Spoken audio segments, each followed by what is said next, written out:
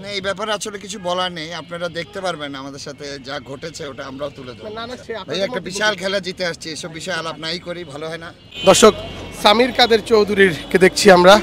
আসলে যদি আমরা কথা বলতে যাই আসলে দেখছি সামির কাদের একটা কঠিন হয়ে গেছে। ফাইনালে তো বরিশাল, কিভাবে আসলে মানে প্ল্যান করবেন? এই যে আজকে যেভাবে করে আসছি ওভাবেই।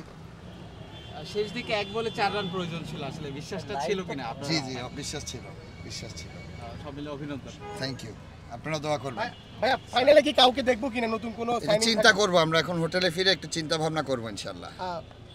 আমরা রিসেন্টলি আরেকটি ঘটনা দেখেছি যে ইয়াসা সাগরকে নিয়ে একটা বিষয়, আচ্ছা এই ব্যাপারে কি বলবেন আসলে? না এই ব্যাপারে আসলে কিছু বলার নেই, আপনারা দেখতে পারবেন আমাদের সাথে যা ঘটেছে ওটা আমরাও তুলে ধরব। নানা সময় আসলে এগুলো তো আসলে হয়ে আসছে। ভাই একটা বিশাল খেলা জিতে আসছি, এসব বিষয়ে আলাপ নাই করি, ভালো হয় না?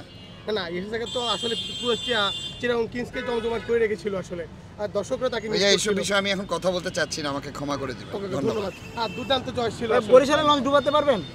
চেষ্টা করব, আপনি দোয়া করবেন। আর দেশি খেলোয়াড়রা তার দুর্দান্ত খেলছে, ওদেরকে নিয়ে কি বলবেন আসলে? সবাই দুর্দান্ত খেলছে, সবাই দুর্দান্ত শেষ খেলছে। দিকে আলিসের শেষ পর্যন্ত ব্যাটিং ভেবেছিলেন কিনা আলী ইসলাম যখন নাম ছিল চ্যাম্পিয়ন হয়ে যাবেন আসলে, ফাইনালে চলে যাবেন আসলে, এটা ভেবেছিলেন কিনা আসলে? এটা ভেবেছিলাম, জি, আশা ছাড়িনি, ভেবেছিলাম। স্নায়ু উত্তেজনাটা কেমন লাগছিল তখন? খুবই ভালো লাগছে ভাইয়া, উত্তেজনাটা খুবই। ধন্যবাদ।